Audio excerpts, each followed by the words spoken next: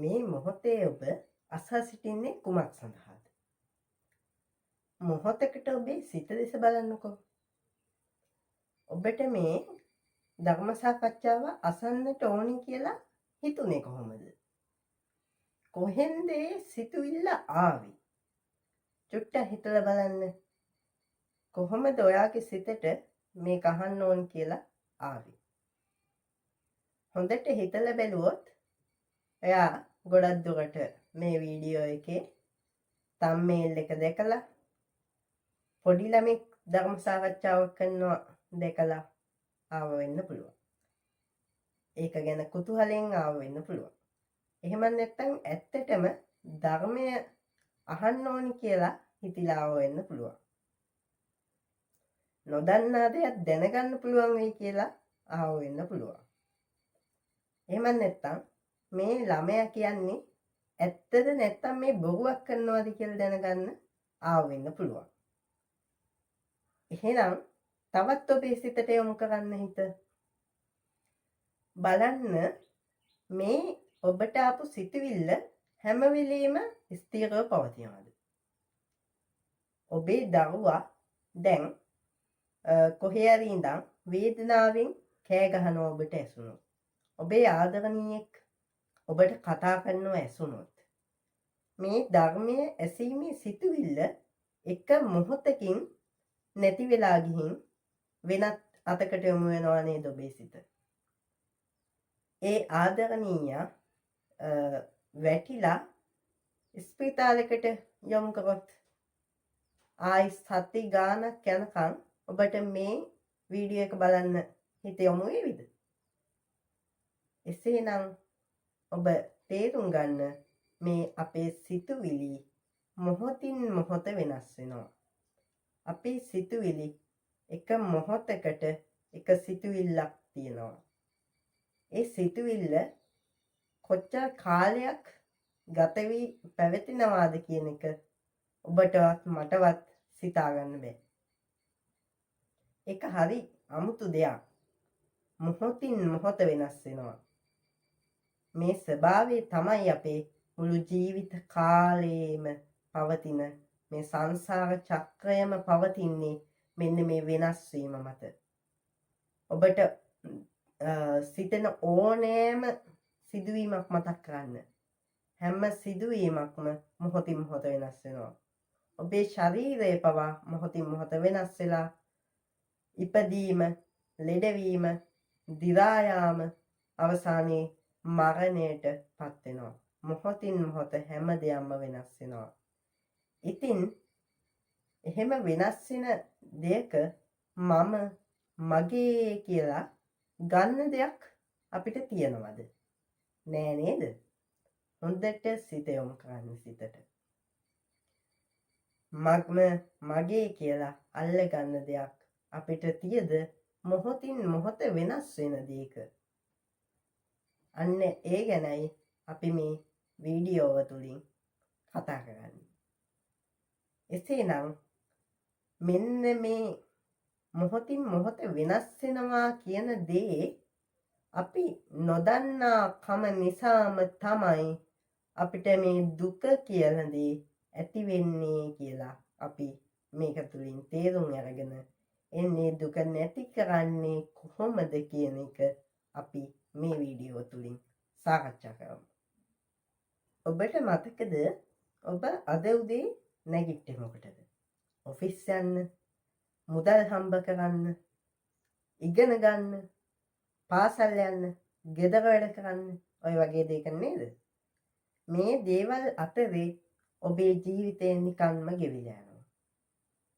මේවා වැරදි නෙමෙයි. නමුත් චුට්ටක් නවතින්නකෝ. හිතලා බලන්න ඔබට කවදා හරි මේ දේවල් කරලා හම්බ වෙලා තියෙනවද කිසිදා නොසැලෙන ස්ථීරවම පවතින කිසියම් වූ සතුටක් ඔබට අත්විඳලා තියෙනවද? නැහැ නේද? එහෙනම් බලන්න මේ දේවල් වලින් ඔබට ස්ථීර සතුටක් ලැබෙන්නේ නැහැ. මේ දේවල් ඔබට తాවකාලික සතුටක් පමණක් ලබා දී. ඉතින් චුට්ටක් හිතලා බලන්න ඔබ ජීවිත කාලයක් උපයපු මුදල් ජීවිත කාලයක් උපයපු ඔබගේ තත්වය ජීවිත කාලයක් රැකබලාගත්තු ආදරය කරපු ඔබේ ආදරණීයන් හෙට ගින්නකින් විනාශ වුණොත් එහෙම නැත්නම් මරණයටපත් වුණොත් හොරෙකු පැහැරගත්තොත් ඔබ මොකක්ද කරන්නේ? ඔබට ලොකු දුකක් ඇති වේවි නේද? ඉතින් වෙන එකක් තියා ඔබගේ ජීවිතේ පවා බලන්නකෝ. ඔබ දිහා ඔබ හැංගිලා බලන්න. ඔබේ ශරීරය ටිකෙන් ටික දිරාපත් වෙනව නේද? ටිකෙන් ටික වයසට යනවා. හැම රැලි ගහනවා, කොණ්ඩේ ඉදෙනවා, නියපොතු වැවෙනවා, ඔබේ ශරීරයේ කුණු රැඳෙනවා. මේ සියල්ලෙන්ම පස්සේ ඔබ මරණයටපත් වෙනවා.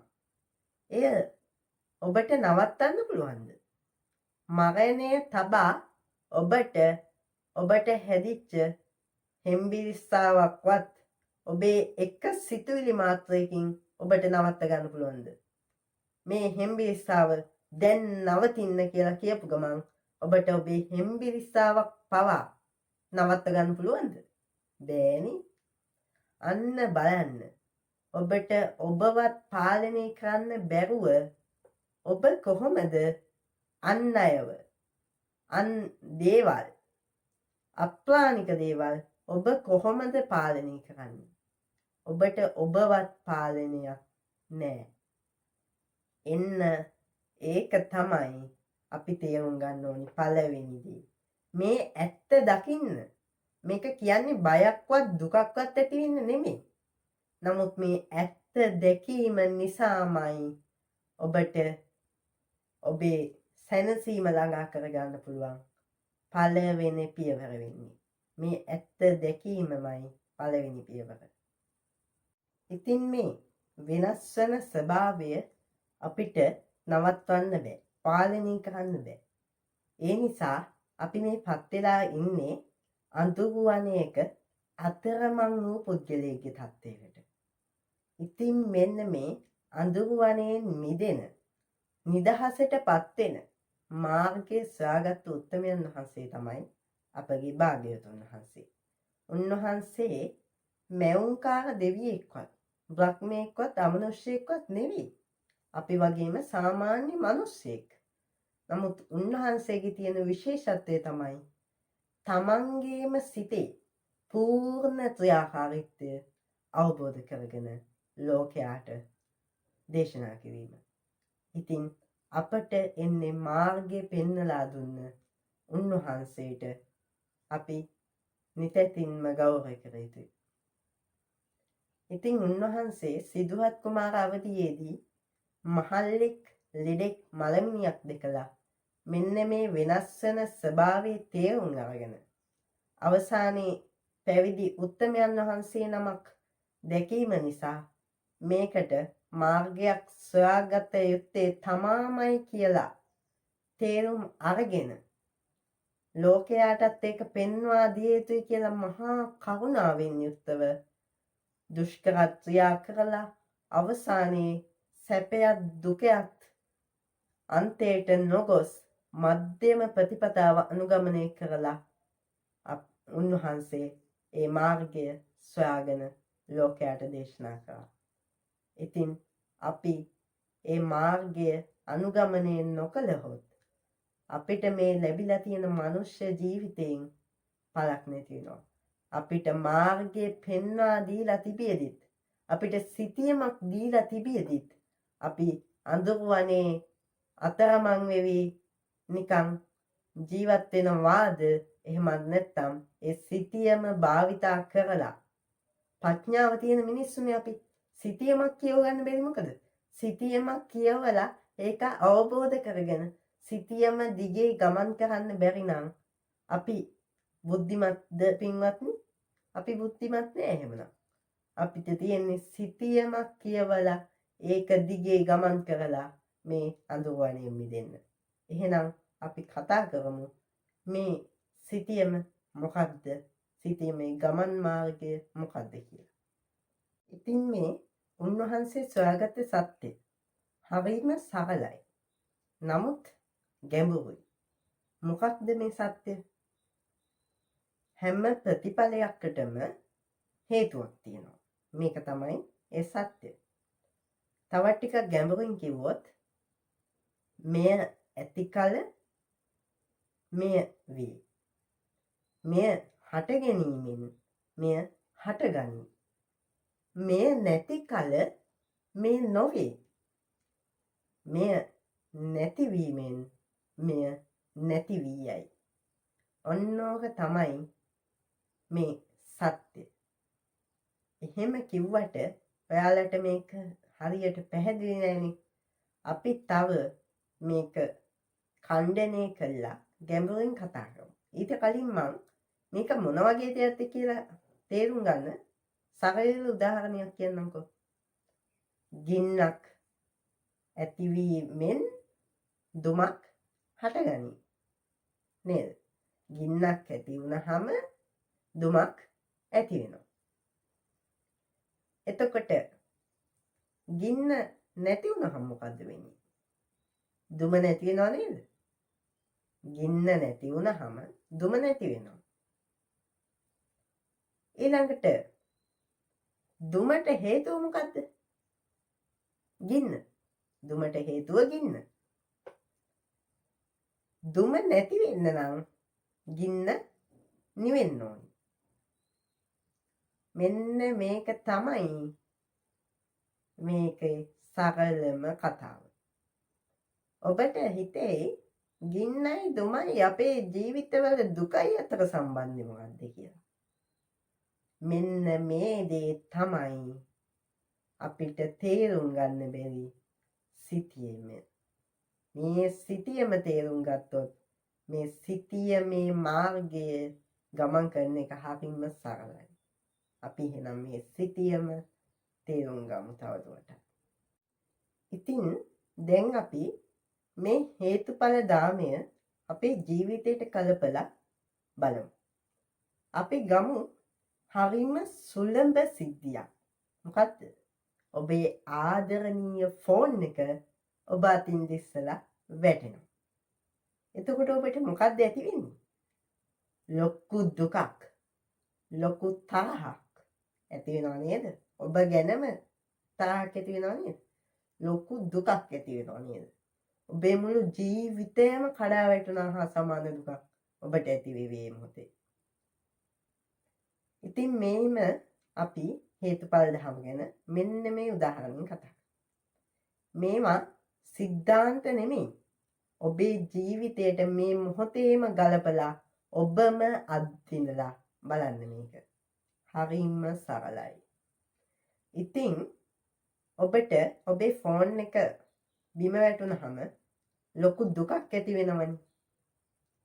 එතකොට ඒ දුක ආවේ කොහෙන්ද? ෆෝන් එකෙන්ද ආවේ. ෆෝන් එකෙන් නම් ඒ දුක ආවේ ඒ ෆෝන් එක බිම වැටෙනකොට ඔබට එහා පැත්තේ හිටිය පුද්ගලයාගේ සිතට ඒ දුකම ආවේ නැත්තේ ෆෝන් එකෙන් නම් දුක එන්නේ ඒ ෆෝන් එක බිම වැටෙනවා දකින්න අනිත් පුද්ගලයාට දුකක් ඇති වෙන්නේ නේද? එහෙනම් ෆෝන් එකෙන් නෙමෙයි මේ දුක ආවේ. එහෙනම් කොහින්ද මේ දුක ආවේ? එතකොට හොඳට හිතලා බලන්න. ෆෝන් එකෙන් නෙමෙයි නම් දුක ආවේ. ෆෝන් එක ගැන ඔබේ සිතේ තිබ්බ දෙයකින් නේද දුක එන්නේ නැත්තේ. මොකක්ද ඒ තිබ්බ හැඟීම? ෆෝන් එකට තියෙන ආසාව නේද? ෆෝන් එකට තියෙන ආසාව. අන්න ඒක නිසායි දුක ආවේ. එහෙනම් ෆෝන් එකට තියෙන ආසාව නිසා දුක ඇති වුණා. අන්න හේතුව. ඊළඟට බලන්න මෙන්න මේ ෆෝන් එකට තිබ්බ ආසාව. ඇයි ආසාවක් ආවේ කියලා බලන්න. ෆෝන් එකට ආසාවක් ආවේ ඔබ ඒ ෆෝන් එකෙන් ලබන සතුට සැමදා සදාකාලික පවතින කිසිදා වෙනස් නොවන දෙයක් විදිහට දැක්ක නිසා නේද? ඒ ෆෝන් එක තියෙන දැඩි ආසාව කිසිදා වෙනස් නොවන සතුටක් ඒකෙන් දැක්ක නිසා නේද? අන්න බලන්න. කිසිදා වෙනස් නොවන බව. ඒ කියන්නේ අනිත්‍ය නොදැකීම නිසා මොකක්ද ඇති වෙන්නේ? ආසාවක් ඇති වෙනවා. ආසාව නිසා මොකක්ද වෙන්නේ?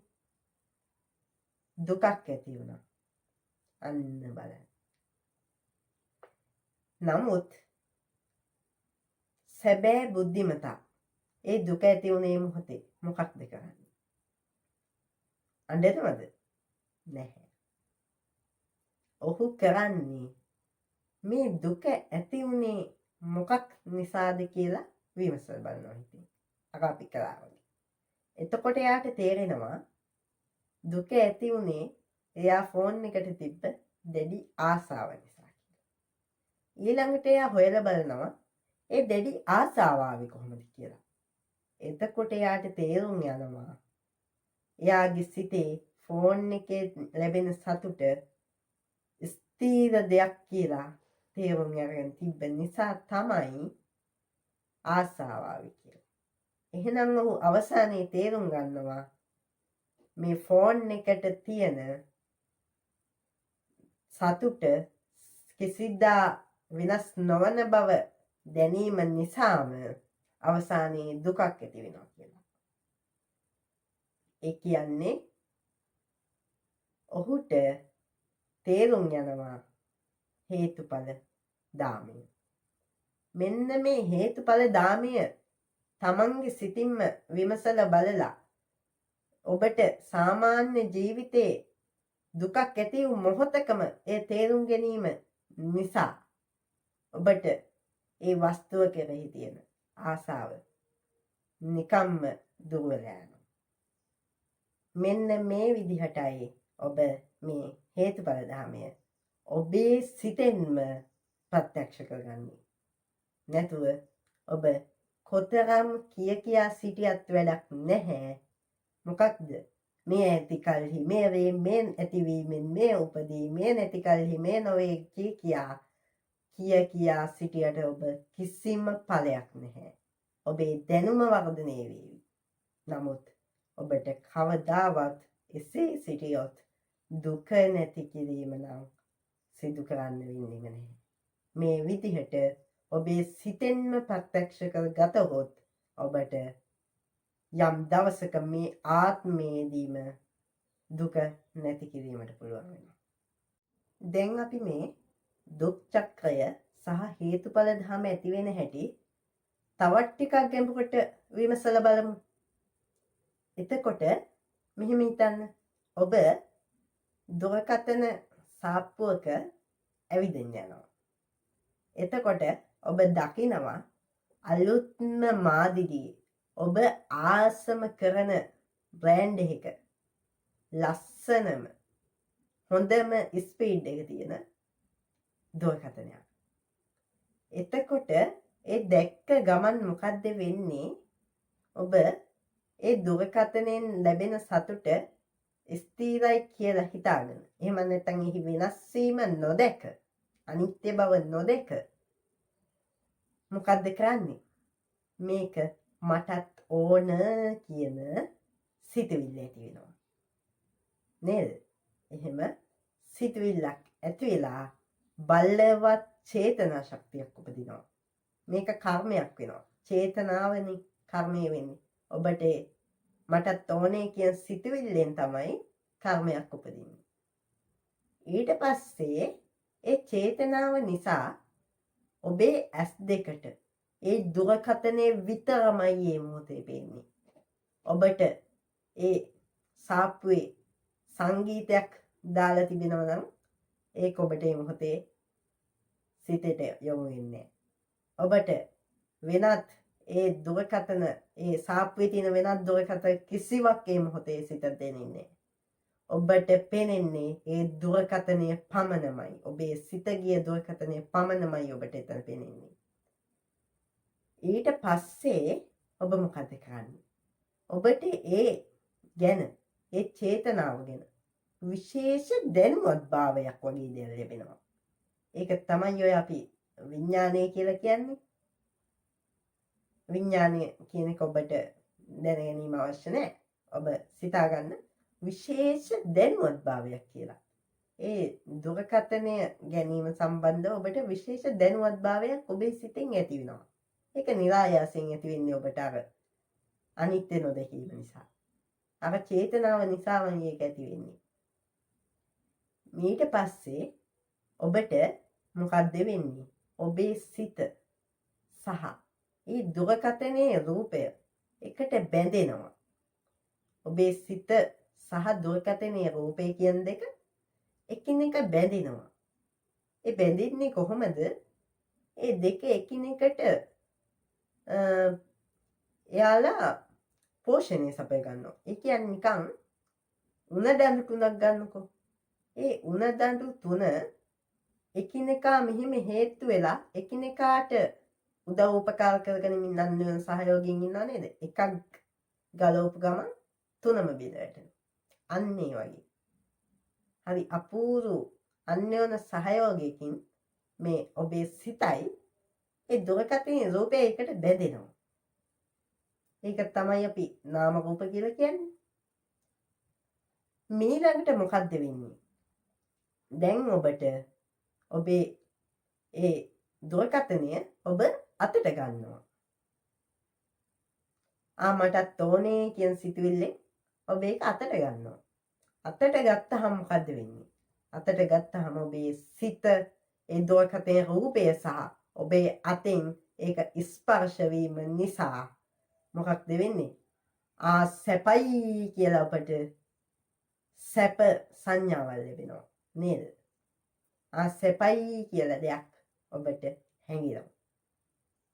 ඊට පස්සේ හැඟීම නිසාම ඔබ මොකද්ද කරන්නේ? දුරකථනය මිලදී ගන්නවා. ඊට පස්සේ මිලදී ගත්තහම මොකද්ද වෙන්නේ? මිලදී ගත්තහම ඒක ඔබේම දෙයක් විදිහට ඒක යලි ඉපදීමකට ලක් වෙනවා. ඔබේම දෙයක් විදිහට ඔබේ සිත ඇතුලේ. ඒක දැන් ඔබේමයි. එතකොට මෙන්න මේ ඔබේම දෙයක් විදිහට ඉපදීම නිසාම ඔබට ඒක කැඩේවි කියලා බයක් ඇති වෙනවා. ඒක කැඩුනහම දුකක්. ඒක දිරා යාම, ජරා මරණ, ශෝක දුක් සියල්ල ඇති වෙන්නේ මෙන්න මේ ඉපදීම නිසා. ඒක ඔබේම දෙයක් විදිහට, මගේම දෙයක් විදිහට ඉපදීම නිසා, මගේ කියලා අල්ලගත්ත නිසා, ඉපදීම නිසා. එතකොට මෙන්න මේ දේ චක්‍රාකාර හැම වෙලේම ගමන් කරනවා. දැන් නුවණ තියෙන කෙනා මෙන්න මේ චක්‍රය එහෙම නැත්නම් මේ හේතුඵල ධාමය බිඳින්නේ කොතනින්ද? ඒක පටන් ගත්තේ ඇසට රූපයක් පෙනිලා එහෙම නැත්නම් කනට ශබ්දයක් ඇහිලා වගේ දෙයකින්නේ. එතකොට අපිට පුළුවන් ඇහැට රූප පේන එක නවත්තන්න.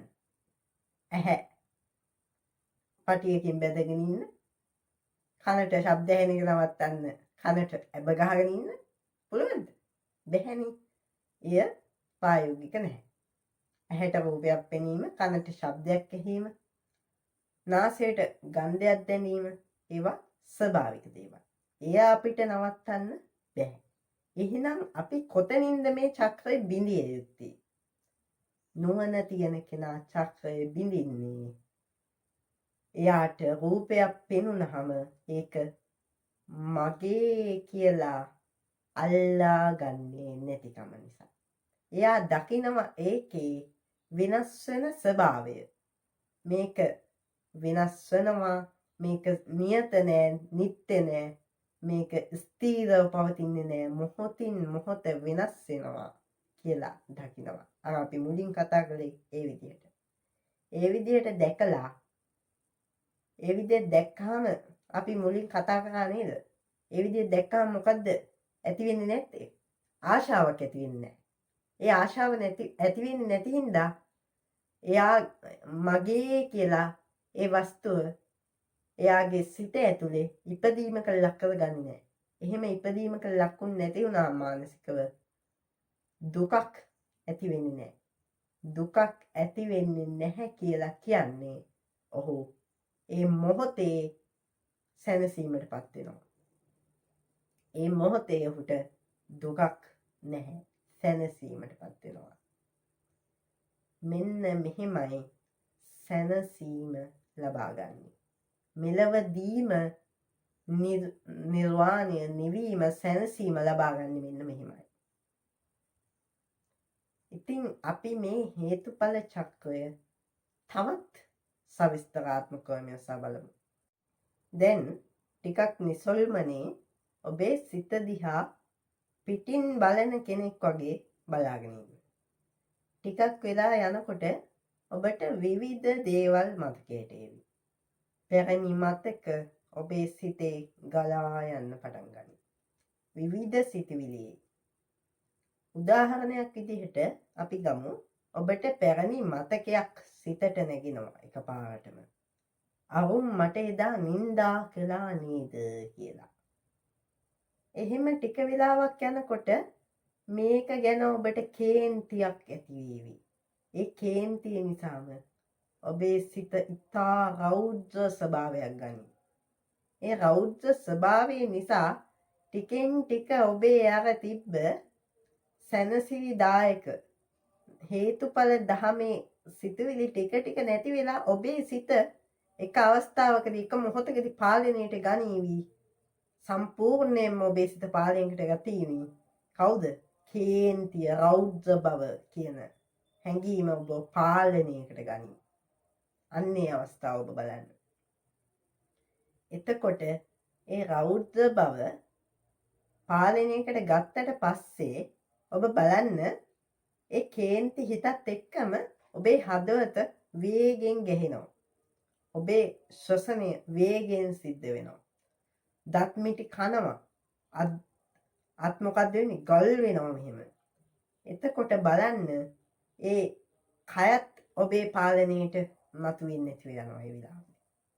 ඒ කයත් සිතත් එකට එකතු වෙලා ඒ හැඟීම පාලනය කරනවා. එතකොට බලන්න ඒ අවස්ථාවේදී ඔබේ පාලනයේද ඔබේ සිත සහ කය කියන දෙකම පවතින්නේ. ඔබේ පාලනයෙන් ගිලිහිලා නේද? එතකොට මම කියලා කෙනෙක්ට මේ සිතවත් කයවත් පාලනය කරන්න පුළුවන්ද? ඔබේ සිතවත් කයවත් ඔබට පාලනය කරන්න බැරි නම් ඔබ කොහොමද මම කියලා කෙනෙක් ගැන කතා කරන්නේ? ඉස්සෙල්ලා අපි කිව්වා මගේ කියලා කෙනෙක් ගැන කතා කරන්න බෑ. මොකද මගේ කියලා අල්ලගන්න වස්තු නිසාම තමයි දුක ඇති වෙන්නේ කියලා. දැන් බලන්න මම කියලා කියන කෙනා පවා ඔබේ පාලනයට නතුද? මගේ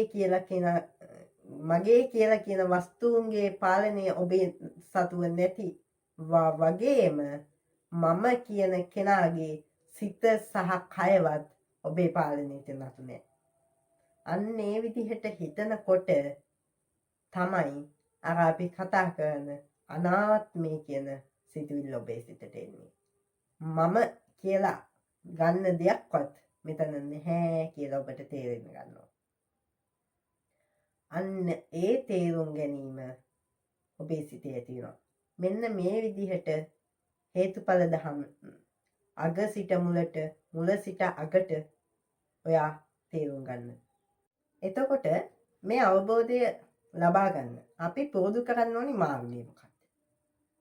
බුදුරජාණන් වහන්සේ මාර්ගය දේශනා කළේ හරිම සරල පියවර තුනක් විදිහට.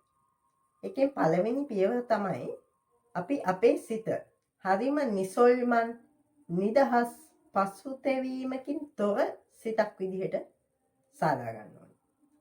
කොහොමද ඒක කරන්නේ? අපි සිල්වත් ජීවිතයක් කියලා කියන්නේ අන්නේ සිතක් ඇති කරගන්න ඕනේ. මුලින්ම වචනය සංවර කරගන්න ඕනේ. කොහොමද වචනය සංවර කරගන්නේ? බොරු කීමෙන්, කේලම් කීමෙන්, පරුස වචන කතා කිරීමෙන්, හිස් වචන කතා කිරීමෙන් වැළකීලා සත්‍ය වචන, අනුන්ව සමගි කරවන වචන, අනුන්ගේ සිත් සතුටු කරවන වචන, අර්ථවත් වචන කතා කරන්න ඕනේ. ඊළඟට කය සංවර කරගන්න ඕනේ. කොහොමද කරන්නේ? ප්‍රාණඝාතයෙන්, සොරකම් කිරීමෙන්, වැරදි කාමසේවනයෙන් වැළකීලා ප්‍රාණ ආරක්ෂා කරන, ඊළඟට දේපල ආරක්ෂා කරන ඉන්ද්‍රිය සංවරයෙන් යුක්තව අපි කටයුතු කරන්න ඕනේ. ඊළඟට අපි නිවැරදි ජීවනෝපායක් සකස් කරගන්න ඕනේ. ඒ කියන්නේ මත්ද්‍රව්‍ය වෙළඳාම, අවියායුධ වෙළඳාම වගේ වැරදි වෙළඳාම් වලින් වැළකීලා නිවැරදි සිල්වත් ජීවනෝපායක් අපි සකස් කරගන්න ඕනේ. එතකොට මෙන්න මේ දේවල් කරාට පස්සේ අපේ සිතේ කිසිම බියක්, සැකක්, පසුතැවීමක් ඇති වෙන්නේ නැහැ. ඒ නිසා අපේ සිත හරිම නිදහස්, නිසල්මත්, නිස්කලංකයි. දෙවෙනි පියවර තමයි මේ අපි හදාගත්ත සංසුන් නිස්කලංක පදනම උඩ ඉඳගෙන අපි ඊළඟට මොකද්ද කරන්න ඕනි? අපේ සිතේ එකඟ කරගන්න ඕනි. අපේ සිත හැම වෙලෙම එක එක තැන්වල දුවනවනේ. අපි මේ ධර්මය අහන ගමනු දරුවන් ගැන, පසුබිමෙන් සංගීතයක් ඇහෙනවා නම් ඒ ගැන, අපේ අතීතයේ සිදුවෙච්ච විවිධ සිතුවිලි ගැන, විවිධ ආවර්ජනයන් වල සිත දුවනවනේ. ඉතින් මේ නිසා අපිට මේ අවබෝධය ලබා ගන්න මාර්ගය ඇතුලේ අපේ සිත එක්තැනකට යොමු කරගෙන අවධානය තියාගන්න අපි පුරුදු වෙන්න ඕනේ. මෙන්න මේක තමයි අපි දෙවෙනි පියවර. මොකද්ද අපි දෙවෙනි පියවරේදී කරන්නේ? හැමදාම ඔයාලට විනාඩි 10ක් ගන්නකො. විනාඩි 10ක් අරගෙන ඔයා මොකද්ද කරන්න ඕනේ? ඔයාගේ සිත දිහා බලාගෙන ඉන්න. සිත දිහා බලාගෙන ටිකක් වෙලා ඉඳලා ඔයා මොකද්ද කරන්න ඕනේ? ඔයා හුස්ම හෙලට ගන්න ඕනේ. ඊට පස්සේ ටිකක් වෙලා ඒ හුස්ම දිහාම බලාගෙන. ඊට පස්සේ ඒ හුස්ම පහළට ගන්න. පහළට ගන්නකොට ඔයාගේ නාසයේ කෙළවර ඒ හුස්ම පොත වැටෙනකොට අන්න ඒ ගැන අවධානය යොමු කරන්න. ඒ විදිහට හුස්ම ඉහළට ගන්නවා, පහළට ගන්නවා කියලා සිතින් විමසන්න. මෙහෙම හිතනකොට ඔයාගේ සිත ටිකක් වෙලා යනකොට වෙනත් අවධානයකට යොමු වෙන්න පුළුවන්. නමුත් ඔබ කිසිම වෙලාවක මේක වැරද්දක් කියලා හිතන්න එපා. එහෙම අනිවාර්යයෙන්ම හිත අවධානයකට යොමු වෙනවා. මොකද ඔබ මේ මාර්ගයේ ගමන් කරාට ඔබ මාර්ගයෙන් සැබෑ නිවීමට තාම ඇවිල්ලා නැන්නේ. මාර්ගයේ ගමන් කරනවා විතරනේ. එතකොට ඔයාට ඒ වගේ අවධානය වෙනස් වෙන්න පුළුවන්. ඒක වැරද්දක් නෙවෙයි. එතකොට ඔබ මොකද්ද කරන්න ඕනේ එහෙම ගියාට පස්සේ? නැවත සිත අවධානයට යොමු කරන්න. හරියට කොයි වගේද? අම්මා කෙනෙක් තමන්ගේ පුංචි බබාව මිදුල්ට ගියාට පස්සේ ඒ බබාට අඬ ගහනවා. එකපාරක් අඬ ගැහුවාම එන්නේ නැහැ. ආයි අඬ ගහනවා. තාමත් එන්නේ නැහැ. ආයි අඬ ගහනවා. ඒ අම්මගේ සිත තුළ ඒ දරුවා ගැන කිසියම් තරහක් ඇති වෙයිද? කොහෙත්ම නැහැ. ඒ ආදරේ ඒ විදිහටමයි. අන්නේ ඒ විදිහටයි අපි අපේ සිතටත් අවධානය යොමු කරගන්න අඬ ගහන්නේ. අන්නේ විදිහට අවධානය යොමු කරනකොට ටිකෙන් ටික ඔබේ සිත පුහුණු වෙලා එක් දෙයකට ඔබේ අවධානය බොහෝ වේලාවක් අංගවා ගන්න පුළුවන් තරමේ සිත ශක්තිමත් වෙලා සිත එකඟ වෙනවා. අන්නේ විදිහට පුහුණු කරාට පස්සේ ඔබේ තව නිස්කලංක බව වැඩි දියුණු වෙනවා. දැන් අපි තුන්වෙනි පියවරේදී කරන්නේ අර අපි හදාගත්ත සිතේ නිස්කලංක බව භාවිතා කළා අපි අපේ සිත දිහාම බලනවා. කොහොමද බලන්නේ? අර අපි කලින් කතා කරපු හේතුඵල චක්‍රයට අනුව අපේ සිතේ ස්වභාවයන් ඇති වෙලා නැති වෙලා යන අනිත්‍ය ස්වභාවයන් අනාත්ම ස්වභාවයන් අපි බලනවා අපේ සිත තුළින්ම. අන්නේ විදිහට බලනකොට ඔබට ආශාව නැති වෙලා යනවා. ආශාව නැති වුණාම දුක නැති වෙලා යනවා. ඒක හරියට මෙන්න මේ වගේ. කොයි වගේද? පිරිසිදු කරපු කැඩපතක් තුලින් ඔබගේම මූණ දිහා බලනවා වගේ. මොකද්ද පිරිසිදු කරපු කැඩපත? ඔබ ඔබේ සිත පිරිසිදු කරගත්තා. කොයි විදිහටද? නිස්කලංක පසුතැවිලි නොවන මැදිහත් සහ එක අරමුණක බොහෝ වෙලාවක් රැඳී තිබිය හැකි පිරිසිදු සිතක් විදිහට. ඒක තමයි පිරිසිදු කැඩපත. ඒ පිරිසිදු කැඩපත තුලින් ඔබ ඔබේම සිත දිහා බලනවා. හරියට පිරිසිදු කැඩපත තුලින් ඔබේ මුහුණ දිහා බලනවා. එහෙම බලනකොට ඔබට අවබෝධය ලබා ගන්න පුළුවන්. මේ අවබෝධය ලැබුණාට පස්සේ දුක් නැතිවීම නිසාම පරම නිදහස ලැබෙනවා. ඉතින් මේක කොහොමද සරලව ප්‍රායෝගික ජීවිතේ පුරුදු කරන්නේ? අපි පොඩි උදාහරණයකින් ඒ ගැන බලමු. හිතන්නකෝ බුදුන්ට මල් පූජා කරන අවස්ථාවක්. ඔබ ඒ මල් පොකර අතේ තියාගෙන චුට්ටක් විනාඩියක් විමසලා බලන්න මෙහෙම. ඒ මල් පොකර උදේ පාන්දර පොහොට්ටුවකින් පිපිලා ලස්සන්ට සුවඳට ඔබේ අතේ තියෙනවා. ඒක හරිම සුවඳයි. හරිම පාටයි. හරිම වර්ණවත්. ලස්සනයි. නමුත් ඔබ සිතා බලන්න ඔබ ඒක එදා හවස බැලුවොත් ඒ මල් දිහා කොයි වගේ වේවිද? ඒක දුර්වර්ණ වෙලා සුවඳ නැති වෙලා ගිහින් අවර්ණ වෙලා පර වෙලා නේද? තවත් ටික දවසකින් බැලුවොත් ඒක කළු පාට වෙලා නරක් වෙලා ඒකෙන් මොනවා වැහෙනවද? ඒකෙන් ගඳ දියරයක් වැහෙනවා. අන්න බලන්න. මේක වෙනස් වෙනවා. මල ටිකෙන් ටික වෙනස් වෙනවා. ඒ වගේම තමයි අපේ ශරීරයත් ටිකෙන් ටික වෙනස් වෙනවා.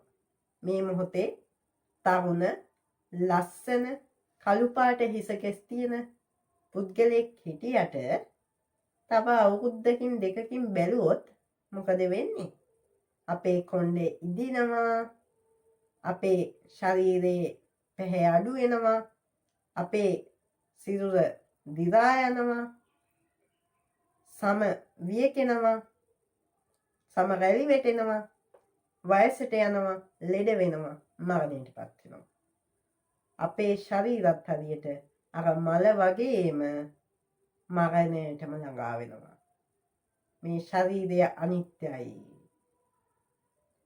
මේ මල හවස පර වෙලා තියනවා දකින්නකොට මට හරිම දුකක් ඇති වෙනවා. හේතුව මොකද්ද? මම මේ මලේ ලස්සනට උදේ ආසා වෙලා බැඳුණා. ඒ නිසාම මේ මල හවසට පර වෙලා තියනවා දකින්නකොට මට දුකක් ඇති වෙයි. මේ විදිහමයි මගේ ශරීරයත්. මම මේ ශරීරයට ආසා කළොත් මට අවසානයේ රැලි වැටෙනකොටම ලෙඩ වෙනකොට මරණයටපත් වෙනකොට දුකක් ඇති වෙයි. ඉතින් මෙන්න මේ වගේ ඔබ සිතන්න. තව දුරටත් සිතුවොත් මේ මලට එයාව පරවෙන එක නවත්තන්න බෑ. මල කොච්චර කැමති වුණත් මල නෙමෙයි. මලට නම් සිතන්න බෑ කියලා හිතමුකෝ. ඔබ කොච්චර කැමති වුණත් මල ලස්සන්ට තියනවා දකින්න. නිත්‍යව තියනවා දකින්න. ඔබට මගේ කියලා ඒ මල අල්ලගත්තත් ඔබට ඒ මල දිදාපත් වෙන එක නවත්තන්න පුළුවන්ද? බැහැනේ. ඔබ මේ මල දිදාපත් නොවේවා කියලා සිතුවට දිදාපත් වෙන එක නවත්තන්න බෑ. බුදු කෙනෙක් පැමිණියත් මල දිරාපත් වීම නවත්තන්න බෑ. බුදු කෙනෙක්ටවත්, දෙවි කෙනෙක්ටවත් බෑ, බ්‍රහ්මයෙක්ටවත් බෑ. කිසිවෙකුට බෑ මේ අනිත්‍ය ස්වභාවය නවත්තන්න. එසේනම් මම මගේ කියලා අල්ලගත්තට මේ මල නවත්තන්න, පාලනය කරන්න මට බැරි නම් මේ ආත්මයක් තියද මෙතන? නැහැ. ඒ වගේමයි මගේ ශරීරයත්. ආත්මයක් නැහැ. මට මගේ ශරීරය දුර්වර්ධ වෙන එක, මරණයට පත් වෙන එක, ලෙඩ වෙන එක පාලනය කරන්න බෑ. මේක අනාත්මයි කියලා තේරුම් ගන්න. මෙන්න මේ විදිහටයි අපි විදර්ශනාව වඩන්න ඕනි. මෙන්න මේ විදිහට තුන්වෙනි පියවර ප්‍රායෝගික ජීවිතයේ වුවත් ඔයාට යොදා ගන්න පුළුවන්. බුදුන්ට මල් පූජා කරනවා වගේ ඔබ දෛනික ජීවිතය කරන අවස්ථාවකදී උනත් මෙන්න මේ විදිහටයි අපි විදර්ශනාව වඩන්න ඕනි දෛනික ජීවිතේදී. ඊළඟටත් කතා කරමු අපේ සිත මේ ගමනේ යද්දී පෝෂණය කරන, නිවනට සුදුසු කරන මල් 7ක් ස්වභාවිකව පිපෙනවා. ඔබ මේ මල් 7 ගැන දැනුවත් වෙලා හිටියට මේවා බලෙන්නම් කඩාගෙන යන්න එපා. මේ ගමන් මාර්ගයේ යනකොට මේවා નિરાයාසයෙන්ම ඔබට පිපෙනවා ඔබේ සිතේ. මේකෙදි දැන් ඔබ මේ ගමන් මාර්ගයේ ගමන් කරනකොට මනා සිහියක් පවත්වා ගන්නවනි මේ මොහොතේ කරන්න කියන දේ ගැන. එතකොට ඒක මගින් ඔබට ඇති වෙනවා මෙහෙම දෙයක්. විමසීමක්. ඔබේ සිතම ඔබ විමසනවා. මම මේ මොහොතේ කරන්නේ මොකද්ද? මගේ සිතේ මේ මොහොතේ තියෙන ගතිය මොකද්ද කියලා ඔබේ සිතම විමසලා බලනවා. මෙහෙම විමසනකොට මොකද්ද ඔබේ සිතේ ඇති වෙන්නේ? ඔබේ සිතේ ඇති වෙනවා අකුසල් දුරු කිරීමටත්, කුසල් තව වැඩි දියුණු කර ගැනීමටත් උත්සාහයක් ඇති වෙනවා. අර විමසීම නිසාම. එතකොට මේ උත්සාහය නිසා ඔබට හරිම සැහැල්ලු සංසිඳීමක් ඇති වෙනවා. ඒ කොහොමද ඇති වෙන්නේ? ඔබේ උත්සාහය නිසා ඔබ ඒ කුසල් පවත්වා ගන්නවා. අකුසල් නිවැරදි කරගෙන කුසල් බවට පත් කර ගන්නවා. එතකොට ඔබට සැහැල්ලු සංසිඳීමක් ඇති වෙනවා. ඒ සැහැල්ලු සංසිඳීම නිසාම ඔබට හරිම ලස්සන ප්‍රීතියක් ඇති වෙනවා. ඔබේ සිතේ හරිම ප්‍රීතියක් ඇති වෙනවා. මේ ප්‍රීතිය නිසාම ඔබේ සිත තව තවත් වැඩි දියුණු වෙලා ඔබේ සිත එකඟ වෙනවා. මේ එකඟ වීමෙන් පස්සේ මොකක්ද වෙන්නේ? අවසානයේ ලාභ අලාභ, අයස යස, නිന്ദා ප්‍රශංසා, සැප දුක් කියන මේ සියල්ලටම ඔබේ සිත එකම විදිහට මුහුණ දෙනවා. මේ සියල්ලටම නොසැලී සිටීමේ උපේක්ෂාවක්, මැදිහත් බවක් ඔබේ සිතේ පහළ වෙනවා. මෙන්න මේ මල් 7 එකිනෙකාට උපකාරී කරගනිමින් ඔබේ නිර්වාණ මාර්ගයට ගමන් කිරීමට ඔබේ සිත රථයක් බවට පත් කරලා දෙනවා. මේ මල් 7න් සැරසුණු රථය දිගේ ඔබ නිර්වාණයට සදාකාලික නිදහසට ගමන් කරනවා. දැන් ඔබ තේරෙනවා බුදුදහම කියලා කියන්නේ හැමදේම අත්හැරලා, ගෙවල් දොරවල් අත්හැරලා, තමන්ගේ වගකීම් පැහැර හැරලා වනගත වීම නෙමෙයි.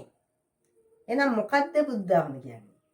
බුදුදහම කියලා කියන්නේ ඔබට තේරෙනවා සැබෑ නිදහස ලබා ගන්න නම් මොකද්ද ඔබ කරන්න ඕනේ ඊළඟ? හේතුඵල ධමයේ ප්‍රතිඵල විදිහට මේ හැම දෙයක්ම දකින්න.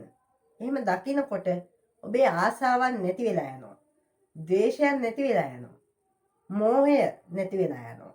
මෙහෙම ලෝභ, දේශ, මෝහ දුර වෙලා යනකොට ඔබේ සිත සදාකාලික නිදහසකටපත් වෙනවා. එහෙනම් නිවීම, නිර්වාණය ලබා ගන්න වනගත වෙන්න අවශ්‍යද? නැහැ. බුද්ධ දර්ශනය කියලා කියන්නේ තමන්ගේ වගකීම් අත්හැරීම නෙමෙයි. තමන්ගේ ආශාවන් අත්හැරීමයි. අන්තිමේදී මේ හැම දෙයක්ම හමුවේ ජීවිතේට තියෙන බැඳීම්, ආසා, බය, දුක් සියල්ල නිවිලා යනවා. ඒක හරියට පහනක තෙල් ඉවර වුණාම ඒකේ දැල්ල නිවිලා යනවා වගේ. හරියට ගින්න නිවුනහම දුම නැති වෙලා යනවා වගේ. අන්නේ විදිහට මේ සියල්ල දුර වෙලා ගොස් නිර්වාණයටපත් වෙනවා. නිවීම කියලා කියන්නේ හිස් බවක් නෙවෙයි. සැපතකුත් නෙමෙයි. එහෙනම් මොකක්ද? ලෞකික සැපයන් සියල්ල ඉක්මවා ගිය නිරපේක්ෂ නිදහසක්. ඒක විස්තර කරන්න බෑ. නිරපේක්ෂ නිදහසක්. මේක ලබා ගන්න ඔබට මාර්ගය දැන් පැහැදිලි. මාර්ගය ඔබ ඉදිරියේම තියෙනවා. ඔබයි තීරණය කළ යුත්තේ ඔබ වනේ තවදුරටත් අතරමං වී සිටිනවාද? නැතහොත් මාර්ගය භාවිතා කරලා මේ සිතියම භාවිතා කරලා ඔබ ඔබේ සැනසීම ලබා ගන්නවාද? මාර්ගය ඔබ ඉදිරියේම තියෙනවා. තීරණය ඔබේ අතේ. එන්න විමසා බලන්න. මේවා තර්ක නොවෙයි. මේවා ඔබ ඔබේ ජීවිතයෙන්ම දෛනික ජීවිතයෙන්ම ප්‍රත්‍යක්ෂ කරගන්න. බුද්ධ දර්ශනය නම් මෙයයි. ඔබමයි විමසා බැලිය යුත්තේ. මාර්ගය පෙන්වා දුන්නේ බුදුන් වහන්සේ. බුදුන් වහන්සේටවත් මටවත් බැහැ ඔබට නිර්වාණය ලබා දෙන්න. ඔබට බැහැ මට නිර්වාණය ලබා දෙන්න. අපේ ජීවිත අපේ සිතින්ම විමසා බලා අපමයි නිවීම සැනසීම ලබාගත යුත්තේ. සාදු සාදු සාදු.